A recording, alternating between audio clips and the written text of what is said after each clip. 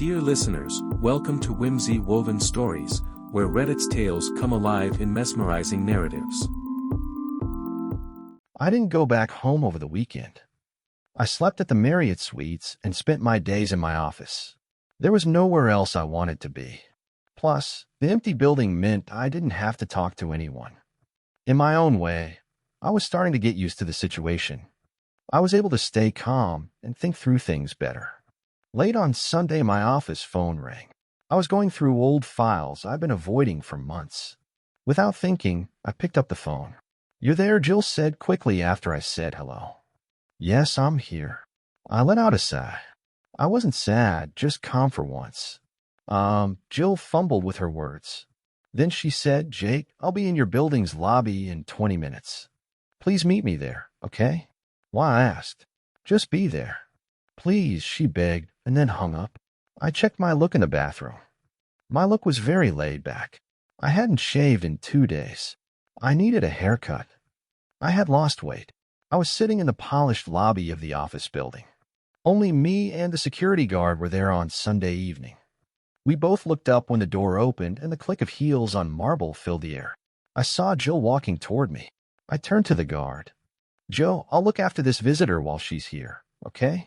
"No problem, Mr. Martin," he said. "Is she a lawyer like you?"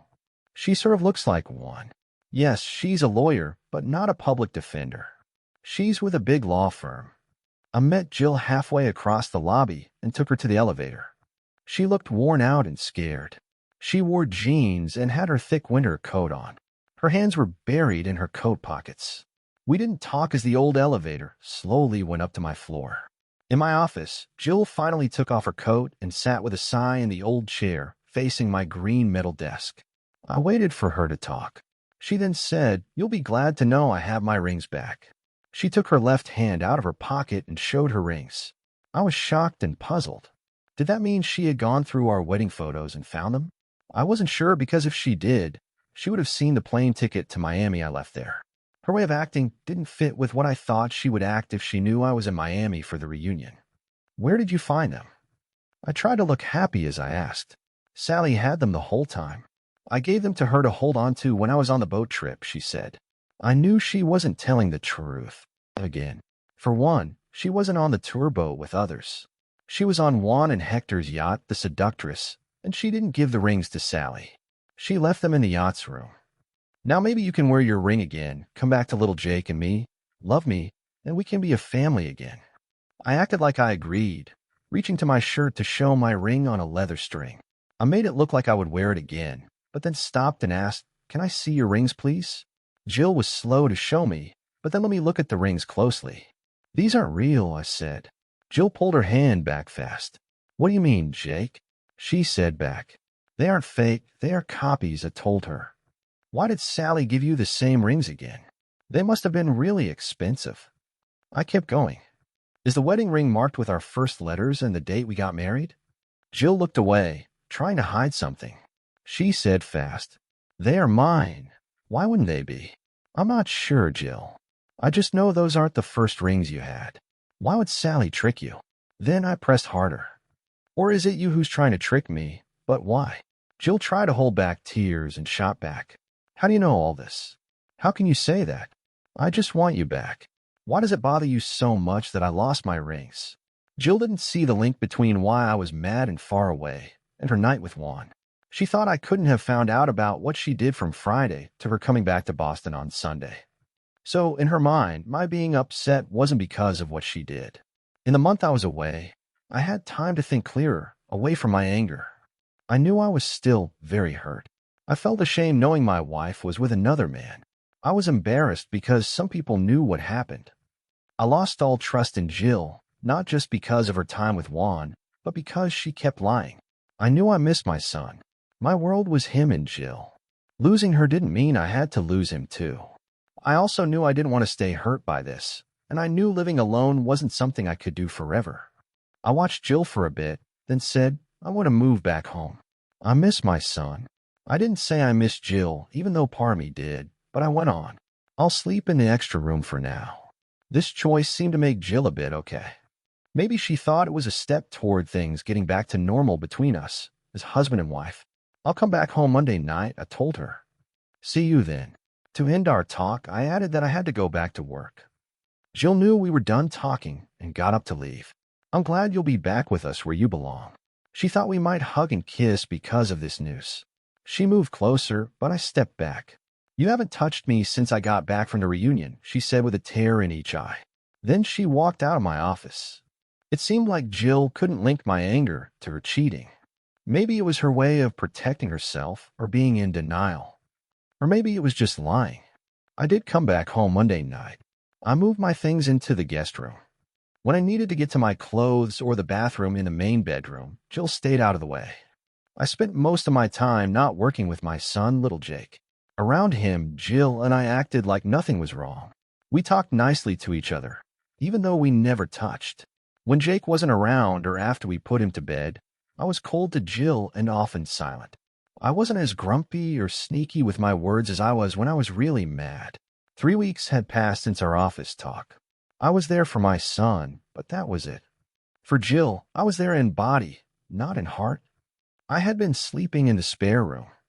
I gave most of my time at home to my son. I always knew he was a great kid, but these weeks made me see it even more. Jill and I had kind of made peace. We somehow made it work. She kept out of my way when I needed to use our room or shower. I made sure her office was neat so she could work there during the day. We were getting by, or at least I was. Jill seemed to have lost some weight and her spark was missing. But me, I was having a great time with our son. One day, Jill spoke up. Sally called me yesterday. Good old Sally, I said, a bit mad. Did you tell her off? No, Jake, why should I?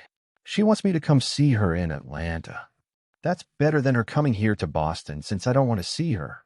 I said, she asked to see me, Jake, not us. I wanted to say something mean about Sally leading Jill into trouble, but I stayed quiet. I want to go see her. This time I couldn't stay silent. To talk about the good old days in Miami, I said, my voice dripping with sarcasm. I was pushing her away and couldn't stop. The hurt from her mistake was too strong. She might bring it up.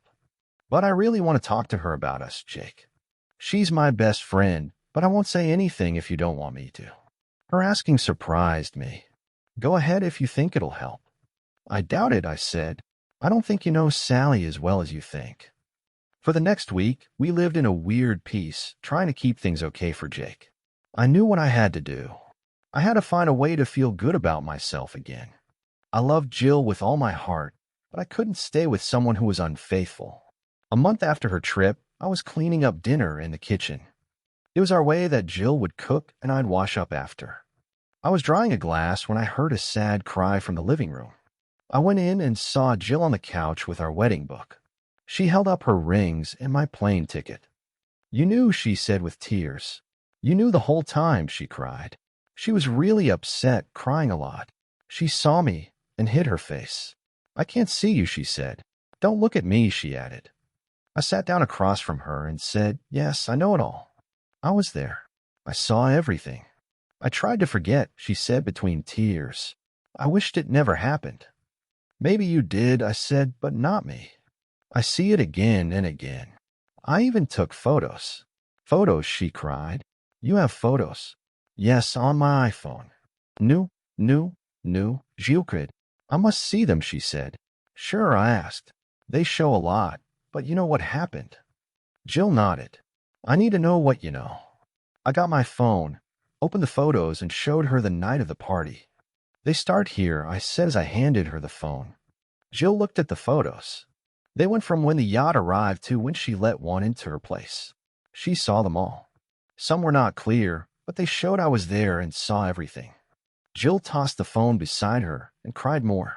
I'm so sorry, Jake. I'd change it if I could, she said, still crying. But you can't, can you? I said, not really feeling it. You really messed me up, didn't you? You were with the two guys, you know, I can't stand. Jill took a bit to get what I was saying. What do you mean, two guys? She asked, crying. You were with Juan and Hector that night, weren't you? I said, just stating the facts. What are you talking about? Jill said, tears still falling. Let me tell you about that night, Jill, I said, and I began to tell my side of things. I saw from far away when you came back from sailing on the Mendoza yacht. I was shocked to see you weren't wearing a top and that Juan Mendoza was holding you like it was nothing. Right away, I started to wonder what you'd do if you thought I wasn't there. So I stayed back to watch. At the party, I saw you dance close with Juan. I noticed you let Juan touch you in the pool later, and I saw Juan walk you to your room late at night. What really got to me, made me sad and hurt me deep down, was seeing you let Juan into your room. It crushed me. When I saw that, anger filled me. I moved toward your room, mad at both of you. As I got closer, I picked up a big rock. I was ready to break in and hurt Juan. I didn't just want to hurt him a bit. I wanted to end him. And then I thought of hurting you too. The only thing that might have stopped me was the thought of Juan fighting back, but I didn't care right then. I got about 10 feet from your door and stopped. For some reason, I thought of little Jake. I thought about what would happen next. What if I had stormed into your room and saw you ready to sleep with Juan, and you told me to leave and we'd talk later? That would have made me so angry I can barely think about it. What if Juan was so set on being with you that he beat me up and kicked me out? Then I'd have to get back at you both, no question.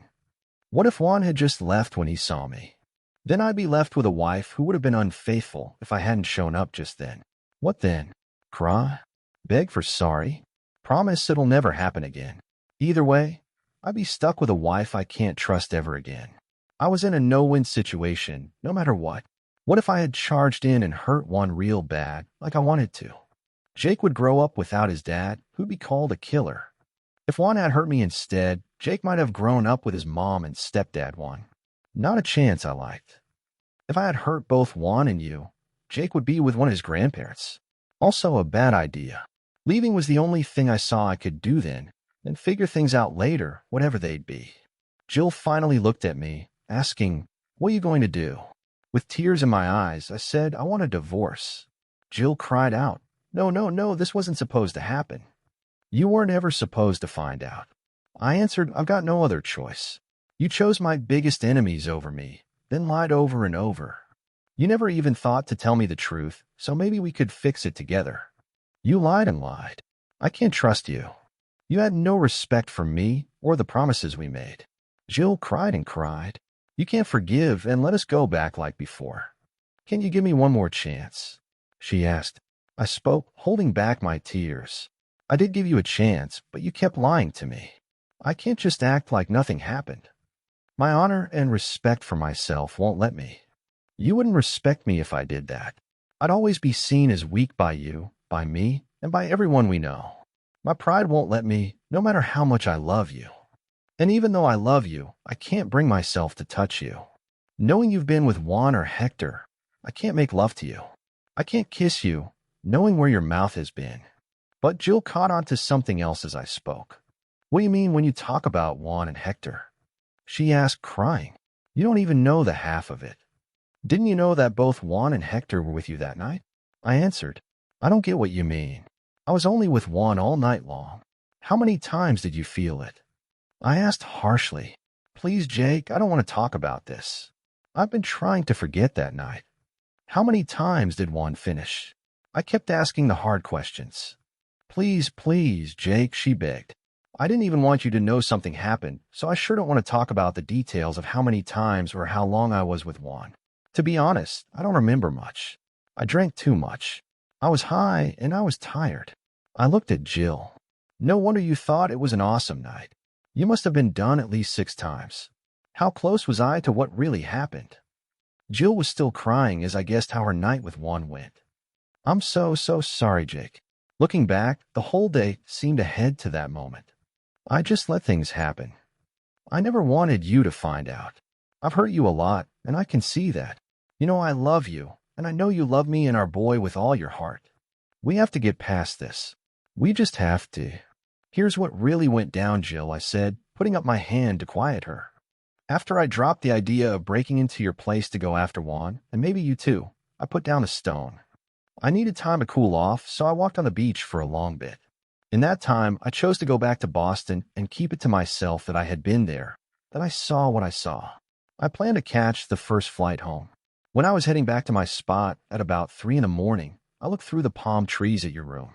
There was a guy standing by your door. At first, I thought it was Juan taking a rest or something. Then I saw the real Juan open the door and step out to meet his brother Hector. They hung out for a little, then swapped shirts. Hector, now in Juan's clothes, went into your place, and Juan walked off to his own spot. So the reason your night was so wild was cause you were with both Juan and Hector Mendoza. No, no, no, Jill cried out. I had no idea. How could they do that? By the book, Hector did a very bad thing to you, I said. You didn't say yes to him, but I guess that's a small part in all that happened. Jill just sobbed and rocked, saying over and over, I didn't know. To me, it doesn't matter that you were with Juan or both. What bugs me is you stepping out at all. You made it look so easy, like it was just what people do when their partner isn't around. Yes, you're right, Jill said. It was all too simple for me, and I haven't thought about what I did. I didn't think about what it meant for us. What was going through my head? Where was my care for you, for us? If you want to split, Jake, I won't fight it. I'll do what you said. We'll keep little Jake and stay as a family, I start. I've been thinking about this. You might not agree. But little Jake comes first for both of us, I know. The house is too big for one of us. We're both busy with work. Let's sell the house. We can get smaller places close to work and each other.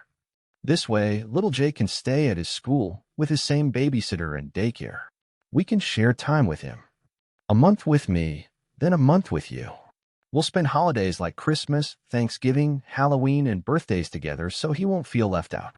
We'll be nice to each other when we're with little Jake and our families. Apart from that, we live our own lives. 2 homes mean more money needed. I've decided to leave my job as a public defender and go back to work with my old buddy Paul Evans at his law firm. Paul's been wanting me back since I left. He's got too much work and needs my help in court. Jill cuts in. But you love being a public defender. I reply, yes, I did. I helped people who had it hard with the law. I also learn a lot in court with different cases. But I'm tired of small cases with drug dealers, gang folks, and such. The office is in good hands with young lawyers eager for court. I want to work on bigger justice cases. Paul told me work and cash would come a lot. Jill cried that whole night. I couldn't make her feel better. And I didn't even try. I cried too. The next day, Jill said she couldn't look at me for a bit and was going to see Sally for a few days. I thought it was good too. Not that I liked Sally. I thought Sally had made Jill fall into a trap. But Jill thought Sally was still her friend. An hour after Jill's plane got to Atlanta, I sent her a text. I guess she was with Sally by then. In the text, I said I had not just pictures from that night at the resort, but also a video of her dance around the fire with Juan, and I sent the video too. I told her to watch what Sally did. The video showed Jill and Juan and Hector and Maria dancing wild by the fire, trying to top each other. You could see our classmates watching. Some looked away from the daring moves. But as Jill and Juan danced, Sally came up to Jill, gave her a drink, and whispered something. Sally then moved back. Jill drank it fast and threw the glass into the fire. After that, Jill danced even wilder. At one point, she took off her light blue wrap and threw it into the air. The video caught the wrap flying to where I was filming, and that's where it stopped. Not long after, Jill called. She was coming back on the next plane. I got Jill from the airport. She didn't say much at first as we drove home. Then she said, I think I was tricked. I don't know why. Even so, I know it doesn't make what I did okay. I didn't help things. I made the choice to do what I did. I drank a lot. I smoked weed. I ended up as Juan's friend for the weekend. And then things went too far. I thought they were my pals, but they weren't. Still, I don't get why. Me neither, I said. We didn't talk much after that till we got home. We decided to split up. Even before it was all official, Jill and I had a lawyer split our stuff fairly. We split our money and started to handle our things on our own. At the same time, we found new places close to our work and close to each other. Our old house sold for a lot more than we bought it. We split that money too. I put some of it down on a new 3-bedroom townhouse. The rest, I kept handy until I figured out a long-term plan for it. My new job paid well, so I could save a lot. And as it turned out, I was going to need that money. Jill got a 3-bedroom condo not far from my place. When we talked about how to share time with little Jake, we got the idea to make his rooms at both places look the same as his old room. We thought it would help him feel okay moving back and forth each month. The first month was hard as we moved our stuff to our new places. At the same time, I was getting used to my new job as a criminal lawyer at Evans and Martin, attorneys at law. Paul gave me a lot of cases and made me a full partner in the firm. I kept little Jake with me at first while Jill moved into her condo. Jill was really nice to take care of little Jake for another month while I was moving into the new house with 3 bedrooms I bought. I didn't want to hear about the night she was unfaithful. I couldn't believe there was a good reason for what she did. It still hurt, but she kept asking me to hear her out. On the day we signed the divorce papers, she said she would only sign if I gave her 30 minutes to hear her story. I didn't want to listen. I thought there couldn't be a good side to her story. But after signing, we sat alone without the lawyers in a meeting room. She started by saying sorry again, saying she knew she had hurt me a lot and that I was still in pain. She felt bad for ending our marriage, but knew that my pride was hurt so much that I couldn't move past it. She knew the trouble made me lose respect for myself, and it wasn't even my fault. She nearly cried, trying hard to keep it together. I told her I agreed to listen to her story, not more sorry words for what ended our marriage. She took a breath and began the weekend away. It was so good to have some me time. The first time in 6 months I was alone. No work, no little Jake, just me. On the plane to Miami, I decided I was going to have fun. I wanted to hang out with my single friends and party like we used to do in law school at semester's end, all by myself in Miami. The place was stunning, the warm air, drinks with rum, lively salsa music. Jake, everyone was there, and it was so fun. It felt like I was back in school. Before we were us, before Jake Jr., I felt free again, no one to look after but me. I've always let you be free, Jill. If you said you needed space, I gave it, I said, trying to keep my voice even. I know, Jake, it's not you. It's just how things are. I had to say something, but Jill, we both wanted to get married. We both wanted a baby. Yes, Jake, I did want those things. I love you. This is so tough, she went on. I hoped to hang out with my single school friends, but there weren't many. Most were married, and the single ones didn't show up. But Sally was there. She teamed up with me and said we'd have a good time. She told Juan I was solo, and he said he'd look after us. She was close with the Mendozes. At the reunion's cocktail hour on Friday, we met Juan, Hector, and his wife Maria. They suggested using their yacht instead of the tour boat the next day to go to an island for a barbecue. The yacht sounded cooler and less packed. I wasn't sure about Juan at first and said I might stick with other friends, but Juan said to bring some along. Sally was into the idea, so I agreed if Steve and Meredith joined. I found Meredith later, and she was in, so we planned to go on Mendoza's yacht. The yacht seemed way better than the tour boat, and for sure it would be less crowded. Although I missed hanging out with my friends from school, being on the yacht was cool. We had a great lunch and lots to drink. I shouldn't have started drinking so much so early. Then Juan brought out some weed, and we all tried some. I felt so chill and free. As you might guess or as you saw, I just went with the flow, not seeing that I was being tricked by folks who acted like they were my friends. I drank more and smoked more weed, which made me care less about what I did. I found myself dancing wild with Juan near a fire. I let it happen. The next morning, I woke up alone with the worst headache. The room smelled terribly. I felt sore. I started to realize what I had done to you, to us. I cried a lot. I got sick, throwing up with nothing to throw up. Around 10 in the morning, I called for new sheets. I tossed the old ones into the hallway. Then I took a long shower, trying to feel clean. But no matter how much I washed, I felt dirty. When the new sheets came, I changed the bed and curled up with a pillow. I couldn't sleep. Filled with shame and guilt, I just kept crying. Around 1 in the afternoon, Meredith came to find me because she noticed I was missing from the fun. At first, I didn't want to open the door, but she knew something was up and I let her in. She hugged me and I cried on her. I told her everything. How will I ever face Jake? This will break him, I cried. Meredith took charge. This never happened, Jill, she said. I want you to start forgetting it right now. This was nothing. I can't trick Jake, I said. Meredith spoke up. Trust me, Jill. Forget that it ever happened. It's like it was never real. You have no need to feel bad or guilty. Jake won't find out. Meredith laid out her plan, making it clear we had nothing to hide or lie about. She got us coffee and food. I started to feel a bit better. She told me I had to act normal for the rest of the weekend. That meant going to the big dinner and dance that night. the last big thing of our reunion. I told her I couldn't face my old friends and I didn't want to bump into Juan.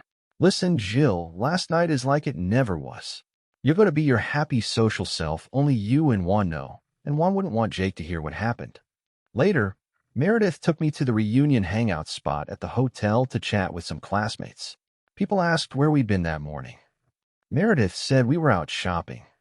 After a bit, everyone started heading to their rooms to get ready for the dinner. I did what Meredith said. I locked the bad stuff away and just hung out with friends. A couple of them talked about the dance Juan and I shared the night before, but no one thought it was more than just a dance. Meredith came for me, and I joined her and Steve for drinks before the dinner. Meredith was like a guardian, sticking close. I found myself having fun, mostly because I put the night before out of my mind. It was like it never happened. I sat with Meredith and Steve at dinner. I saw Juan and Hector at a different table with Maria, Bill, and Sally. Juan looked over a lot, but I made sure not to look back. I was scared he'd come over or ask me to dance later. I told Meredith that I'd freak out if he spoke to me or touched me. Meredith said not to worry. She had told Juan to keep away from me or face problems. I spent the night trying to have fun with my classmates. I drank just one glass of wine and danced once with Steve. Meredith and Steve made sure I got to my room safe that night. I went with them in the hotel van to the airport the next morning and caught my flight home. I pushed the whole thing so far out of my mind, I didn't feel the guilt I thought I should. I wanted everything from now on to seem as normal as could be, not even making you doubt me with too much guilt. I figured I didn't feel guilty. Jill stopped talking. That's what went down. I'll never stop blaming myself for what I did. I don't think you can either. I don't expect you to. Just know I'm really sorry for causing you so much pain, and know I'll always love you. Then Jill just got up and walked out. I waited till the divorce was final. When it was done, it felt like just another day that I found out I was single again. I kept working hard at my job. Paul was right about how my past as a public defender helped at our law firm. Knowing the court and the district attorney's office inside and out was a big plus. We moved from making deals to taking things to trial, and we began to win. Slowly, our law firm's name got better as we took on bigger cases and more well-known clients. My go-to spot after work was this chill bar that Paul and me often hit up to loosen up or bring clients for a laid-back meet instead of the stiff vibe of our office. This time it was only 2 p.m., and the bar was almost empty. I picked a quiet booth all for myself and asked for a strong spiced rum. My mind started wandering. I wouldn't have thought much if it wasn't for a mail I got last night from Sally. Hey, Jake, heard you're single now. Sorry to hear that, but it means you're free to meet new folks. I'm one of those new folks. We went out once, just one time, before you got together with my roomie Jill. I was a looker back then. Really, I was quite something. You were all I could think about. It hurt a lot to see you with Jill. I always felt she wasn't right for you. You didn't see her flaws. She had a mean streak. I knew marrying her was a mistake, and I wanted to show you. At the reunion, I made it clear. Though Jill hadn't been close to Juan since breaking up during law school, I knew she didn't hate him as you did. It wasn't hard to get Juan, Hector, Jill, and me to hang out for the weekend. With a bit of push, I knew she'd mess up. Juan was his usual sweet-talking self. He always had a thing for her and wasn't happy you were with Jill. Anyway, sorry how things ended, but I wanted you to know I'm here. Why not visit me? I'll try my best to make you forget her. I might not be as pretty as Jill, but I could love you way more. Oh, Sally, I thought she must have been tipsy writing that letter. She wouldn't have owned up to tripping Jill if she'd been clear-headed. I sent the email to Jill. No words added. The note made it clear about it. Jill was tricked by her close pal, Sally, and it seemed so was I. But that didn't let Jill off the hook. Marriage should hold up against tests, and partners ought to stay clear of tricky spots. Ever since that mess with my wife and the Mendoza guys, I felt shamed and mad. At first, all my rage was at Jill, thinking she was to blame for everything. Dialing down a bit after I started to end our marriage, but not gone. My busy life as a court lawyer kept my mind off it, yet it bubbled under. Even with us split and the divorce on its way, the bitter feelings hung tight. I craved payback. No, it wasn't just evening the scales. I sought revenge. In our clients, there was Gerard Giardino, a big shot in real estate for shops and such. He got nabbed for setting fires, said he did it to clear buildings off the dock for new fancy flats. The fire hit some insured storages. Insurance was okay, not huge. Truth is the cops had little to pin him down. No fire stuff left, no gas, no timers, nothing. But people knew Giardino wanted that spot clear. Plus there was the insurance angle, albeit moderate. Mr. Giardino was miles away when the fire happened, at a meet in Baltimore with known business folks. My gut told me he did it. Yet I was sure with the thin proof they had, I could clear his name, maybe even get the case thrown out. I needed to dig deeper. I rang up my buddy at the Drake Detective Agency. The go-to sleuths our company always called on for the dirt on tricky cases. I filled him in. I was sure Giardino got some top-notch fire starter to torch the warehouse. Giardino had his fingers in a bunch of pies, real estate shops, building crew, a few office spaces, and bits of other money-making gigs. The Drake detectives dug into all these. They had a look at every single worker under Giardino's wing, around 70 folks, but nothing fishy popped up there. But this is why Paul and I trust these guys. They're super careful. They even sifted through job apps from folks Giardino didn't hire, and bingo, they hit on something. A guy named Henry Williams caught their eye, a retired fireman who wanted a part-time gig as a night guard. When the detective asked if I wanted the lowdown on Williams, I was all ears. In no time, they painted the full picture of Henry Williams' life for me. Chief Williams had hung up his fireman hat over 7 years ago. Sadly, his wife fell sick with a rare illness about 5 years back, making it rough for her to even leave the house. To make matters worse, they were drowning in medical bills, so much that Williams' sister-in-law had to move in from Florida to lend a hand. Even with his decent pension, the expenses were just too much, pushing him to try for a night watchman job at Giardino's place. Officially, he didn't get the job. Another thing, he was paying his bills with money orders. So he paid in cash, the kind that didn't see his bank. Holding Mr. Williams' job paper made me feel odd, and I wasn't sure why. He had a long, shiny work past. It was full of prizes. He went from being a young fire guy in his 20s to the head of a big city fire team. He also checked for fire and looked into fire setting. I felt like I was holding the story of the guy who may have set the fire for Giardino. Instead of adding this new info to our case files, I kept it to myself. In fact, I hid the file and tucked Chief Williams' job paper into my jacket. As I left the office, I told my helper I'd be out for the day. I drove to Williams' house. I watched the place for a bit and saw it was a one-floor average home in a nice spot. From what I knew, Williams and his wife had been there for over 25 years. Before I went to the door, I took off my jacket and made my tie loose. I left my case in the car. A woman answered the door a minute after I rang. I said I needed to talk to Chief Williams about something private. I thought she might be the sister of Chief Williams' wife. She didn't let me in, but said to wait and shut the door. A few minutes later, Chief Williams came out. He was a tall, slim man with deep lines on his face and not much hair left.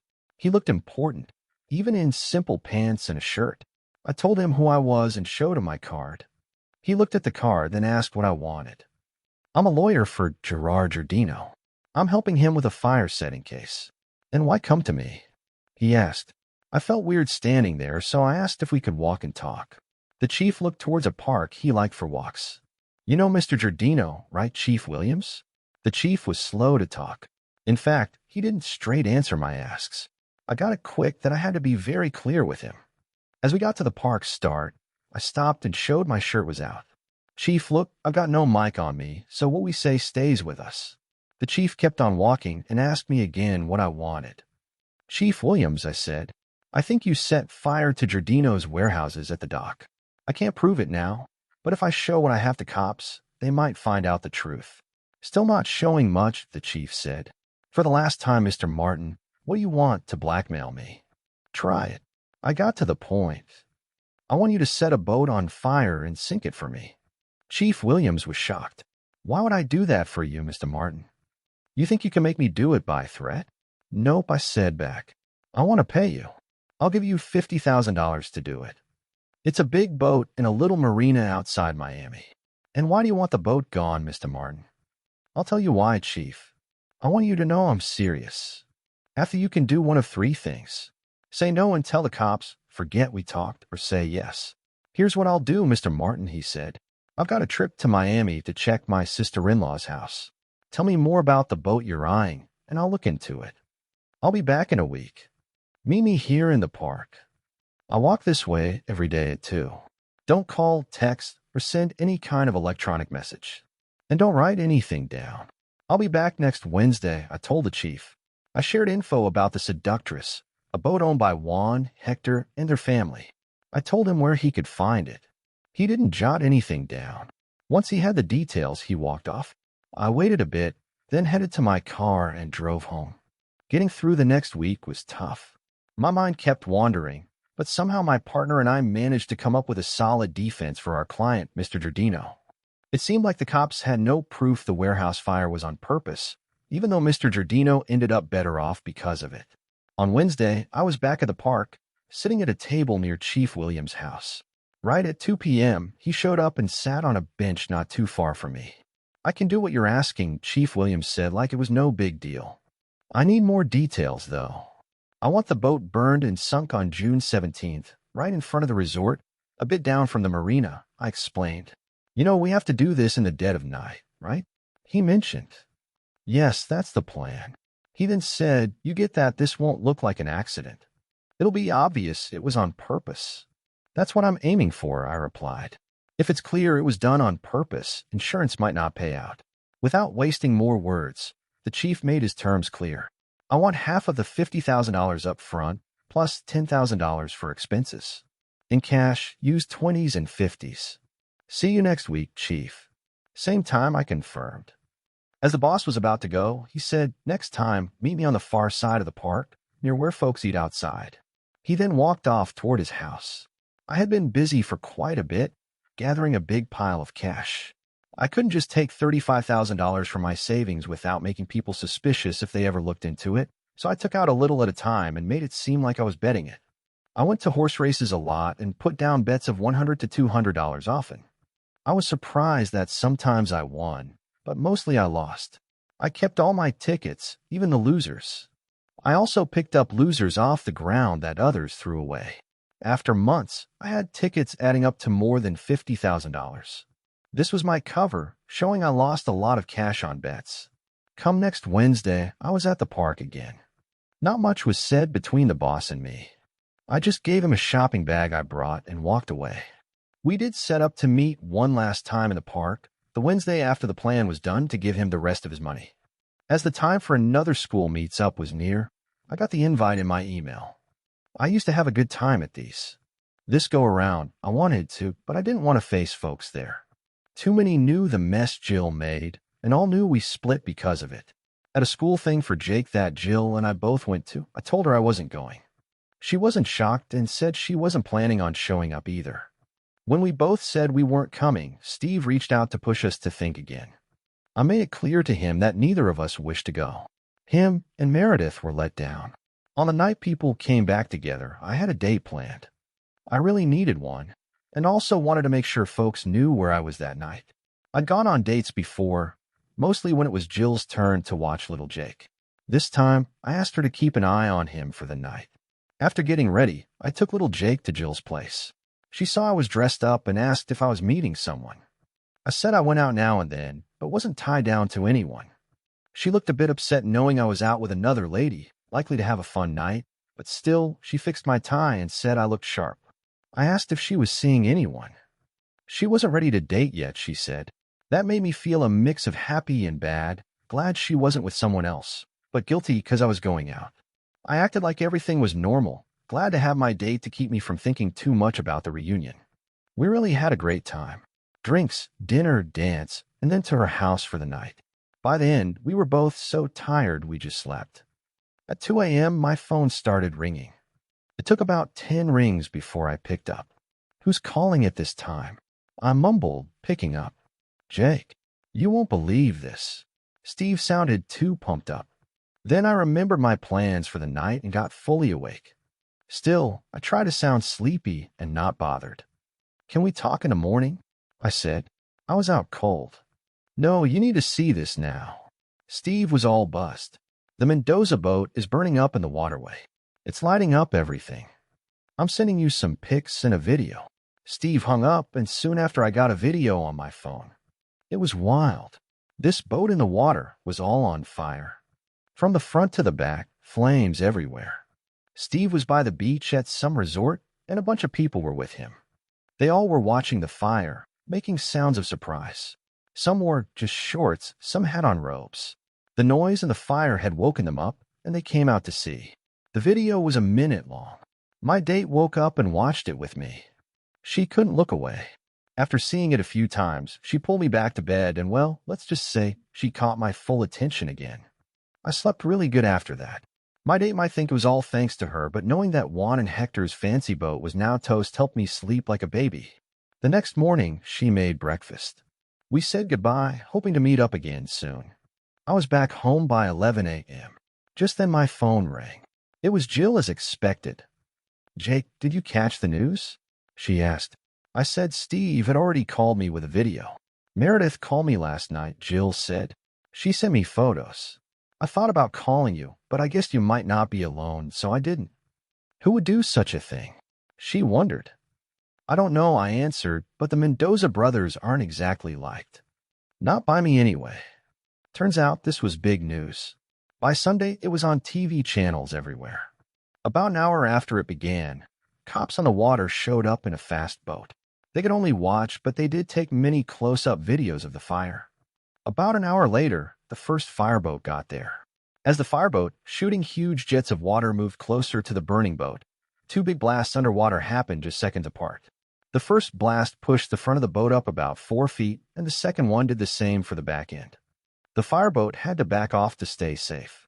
The yacht dropped back down, but it was clear it was going down fast. In 5 minutes, water reached the top edge. Then the deck went under. Finally, the whole boat sank out of sight. In an email from Steve, he said Mendoza twins were on the beach with everyone else watching the fire. Steve told Juan and Hector it looked like their boat on fire. They got scared right away and ran to the marina only to see their boat was gone. They were super scared to see their very costly yacht sinking in the water. They found a small boat at the marina and drove out to their boat. They got really close as if they wanted to get on, but the flames kept them off. They stayed close, going around the burning boat for an hour until the harbor police made them leave. They watched from their small boat until it sank. Right away, the Mendoza family asked for salvage rights and wanted others to stay away from where the boat sank. The police and the Coast Guard told them they might have rights to the wreck, but there would be a checkup on how the fire started and why the boat sank. A police boat was told to stay where the boat went down. That was all the news until Sunday night. That evening, the TV news had more to say about the missing boat. It looks like on Sunday afternoon, a man on the police boat saw a bundle floating in the water. They caught it with a net and brought it on board. Inside, they found 5 kilos of a white powder wrapped up 3 times in plastic. Soon after, they spotted another bundle, then another, and one more. A quick test by the police lab showed the white powder was cocaine. In no time, divers from the Coast Guard and Harbor Police came to help.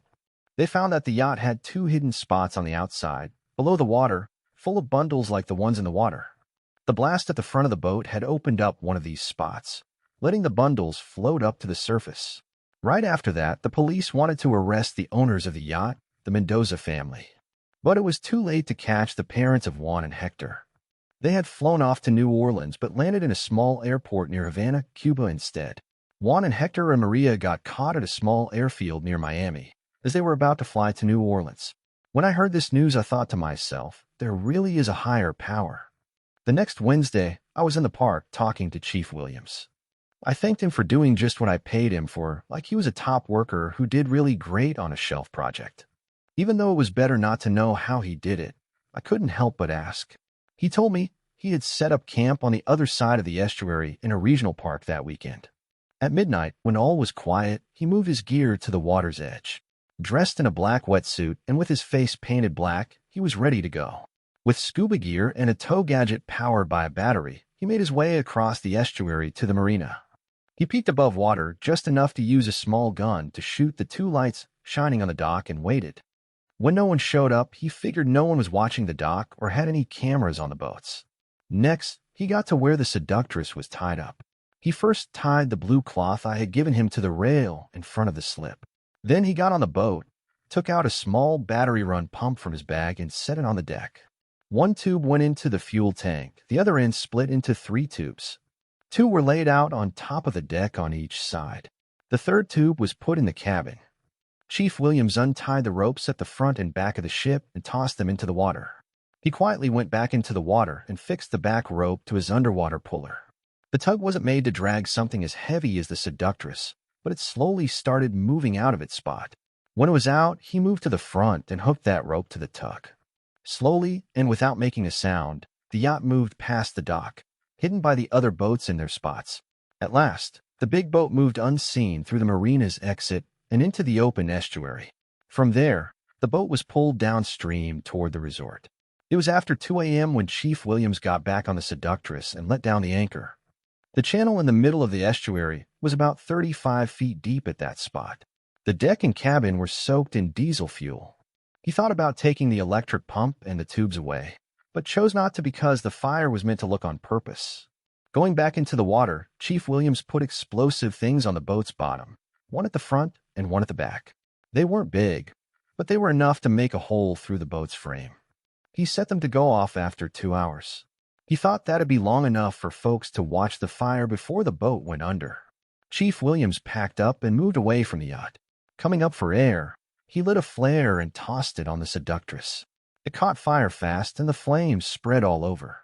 He wanted to stay and see, but he had to dive back in and swim away so no one on the beach could spot him. The chief made his way back to where he started in the bay. He got out of his diving gear and wetsuit quick, wrapped it up, and put it in his sister-in-law's car. By then, campers near the bay woke up to the noise. He walked with them to the shore to watch the boat burning.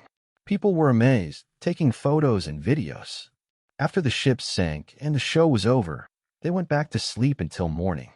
Before going back to his sister-in-law's place, the chief got rid of his diving stuff so no one would ever find it. I asked the chief what he planned next. He told me his wife didn't have much time left. After she was gone, he and his sister-in-law would take her ashes to Miami to be with her folks. Then he and his sister-in-law would likely stay together at her house for a while. I was struck by how much the chief cared for his wife. He loved her until the very end. I kept an eye on the news about the seductress sinking. The only hint the cops got if it was one was a blue wrap tied to the rail where the seductress was docked. Some thought the boat was set on fire on purpose because of a bad drug deal. The Mendoza twins didn't take the charges lying down. They had a lot of money and got a big-shot law firm to fight for them. But they were caught clear as day. The person going after them played them against each other. He told them both they were going to end up in jail, but if they wanted any chance at a lighter deal, they had to speak up first. They both jumped at the offer so fast they ended up ratting out the whole drug crew they were part of. Still, with their fancy lawyers, it took months of talks before they actually went to court. From the time I decided to sink the seductress, I felt guilty. I was a lawyer meant to follow the law, and as a court officer, I had to stick to strict ethical rules. But the guilt got lighter with every step I took to sink that boat. I turned into a criminal. When it became clear I had blown the lid off a big drug ring without meaning to, I stopped feeling bad. Actually, I felt great, like I had thrown off a huge burden. I wasn't the grumpy, joyless guy anymore. I was happy as a divorced dad could be. Jill was the first to notice my cheer. I didn't give her cold looks anymore. I don't know if she connected my change in mood to the boat incident. She never asked, but she liked the warmer air between us. We saw each other a lot, always because of little Jake's life and stuff. We aimed to keep his life as steady as we could. We were all together for the 4th of July, taking him to the beach to see fireworks over the sea. For Spooky Night, we did the same as last year.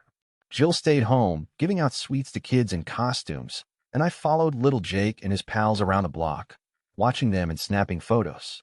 Then came Thanksgiving time. This year, we'd be at Jill's folks' house. Even with us not being a couple anymore, her parents made sure I was invited too. My folks, brother, sister, and their kids, little Jake's cousins, were all going.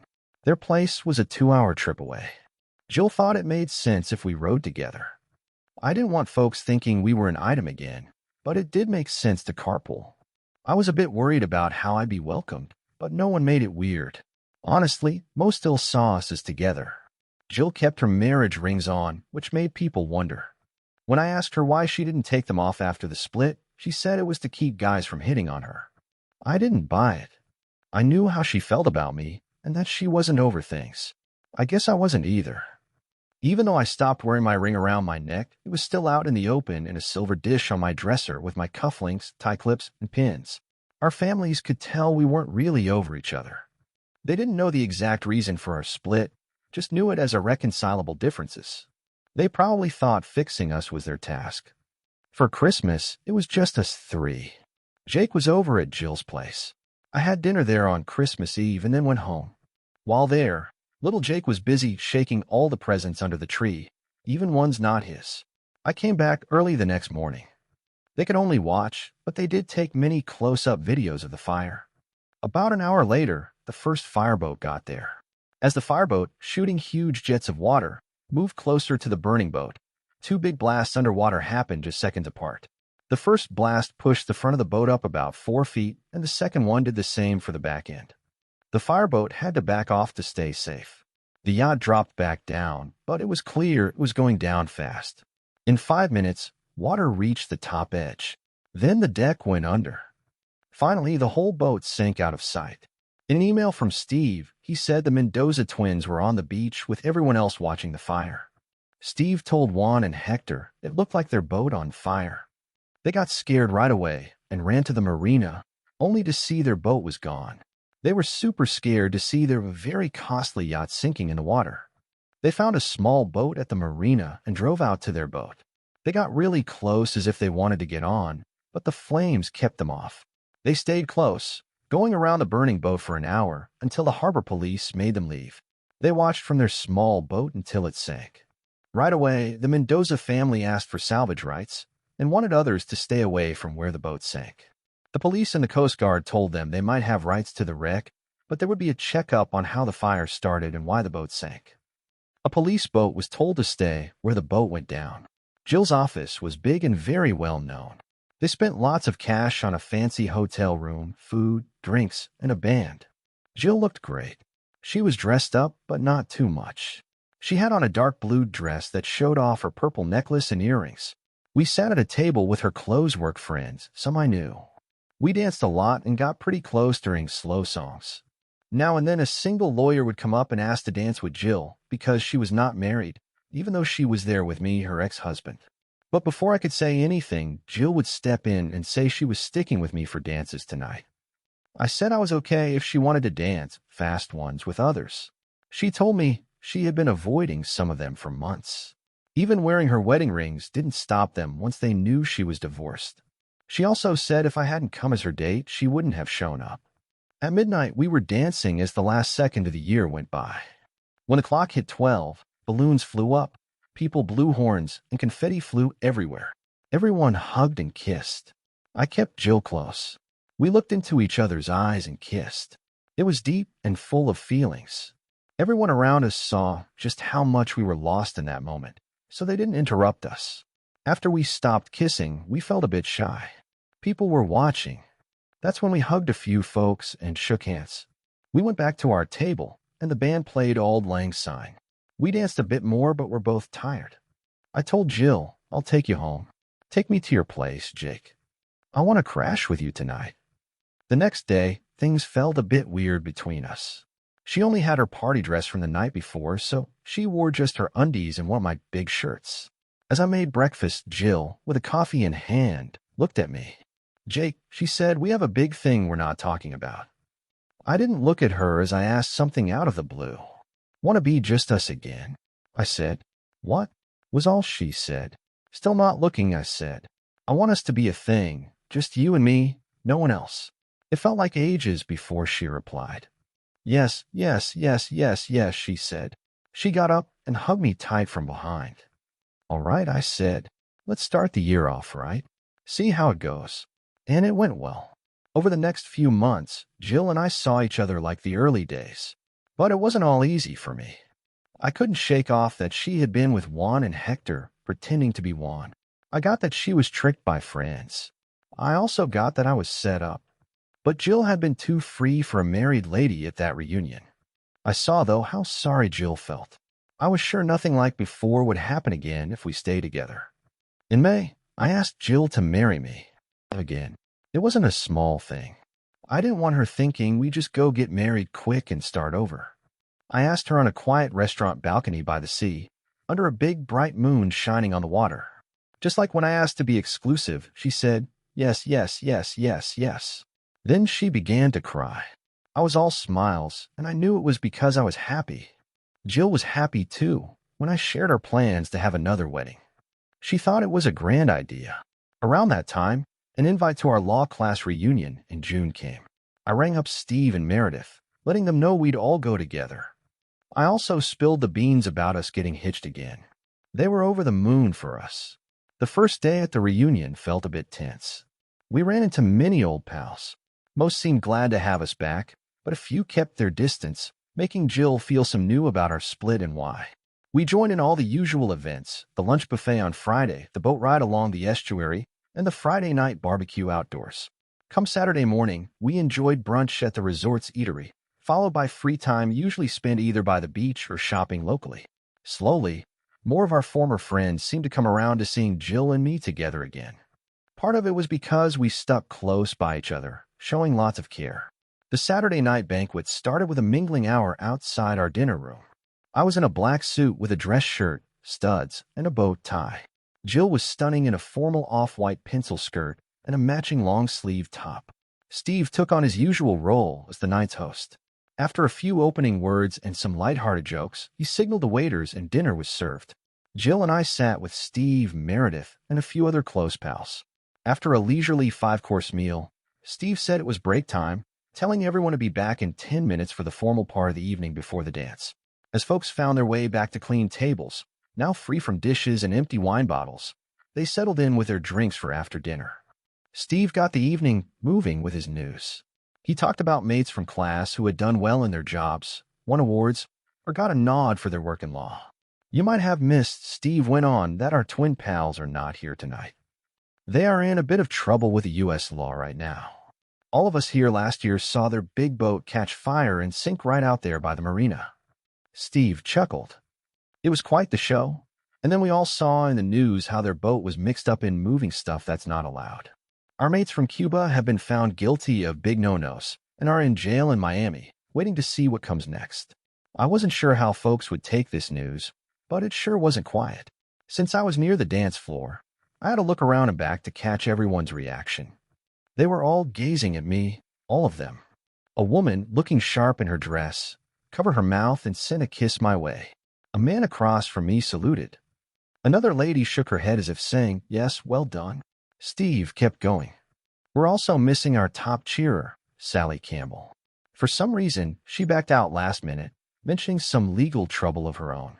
Steve's tone got heavier. We're glad to have Jake and Jill back with us, side by side. Some may remember a bad spot they got into 2 years back. I want to say from both Meredith and me, and surely others too, we missed a chance to be real good friends and help them dodge that rough patch. So there we were, Jill and me, getting a clap from friends when Steve had some news. Before we hit the dance floor, Jake and Jill got a surprise. They're tying the knot again right now. Steve waved us over to the front of the dance hall. Steve and Meredith stood by our side, and Meredith gave Jill a bunch of flowers that went well with her dress. A preacher stepped up in front. In no time, we said, I do once more. When I tried to put her ring on the left, she gave me her right hand instead. I've got rings on my left, she said. Never. Thought we'd split. Now it's 2 times the charm. I slipped the ring on her right hand. It was a match. The same ring she got before to trick me, but now, with our names and new date on it. Just had to do it, or the bad guys would think they got us. I whispered, holding her close after a kiss. Right after we were named man and wife, Jill tossed her bouquet into the crowd. A woman who had lost her husband caught it. The band kicked off with, well, How We Danced on the Night We Were Wed, and I had my first dance with Jill again. Then everyone hit the floor with a rock tune, dancing the night away. Taking break, I brought up not seeing Sally around. Jill shared that a while back. Sally bragged about having a judge in her pocket for her cases. Turns out, Jill got a detective to dig into that. He found out Sally was with more than one judge in her cases, and he told the district lawyer. She ended her tale with, "I wanted payback too." As we danced, a nice-looking lady asked to dance with me. Jill let her. I knew her as Elizabeth, a grad friend I barely knew and hadn't seen in ages.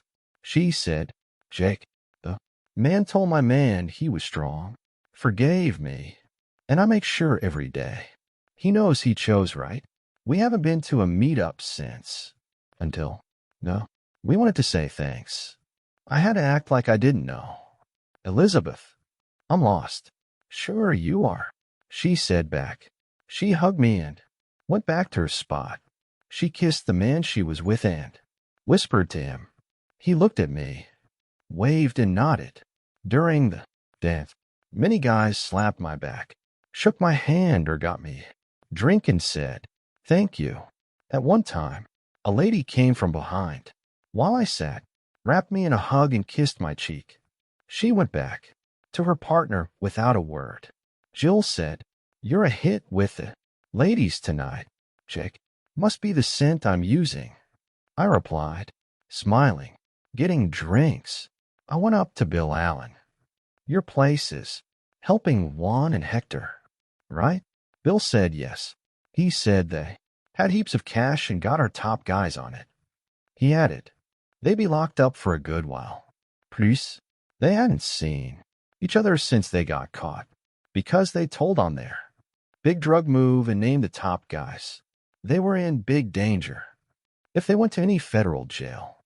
So they got split up and got new names. They would do their time in different jails, one in North Dakota and one in Ohio with fake charges on them." I asked Bill if he ever saw them. Bill said he helped out the partners sometimes, like when they needed to sign papers or make a decision. I asked Bill if he could pass a message for me. He said yes. I told him what to say to Juan and Hector. "You messed with my wife, so I messed up your life.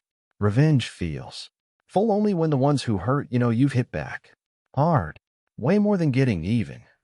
My words would hint I was behind their downfall, but they couldn't prove it. Plus, the authorities were way past caring about someone setting their boat on fire. What I didn't know then was Bill got close to Maria, Hector's now ex-wife.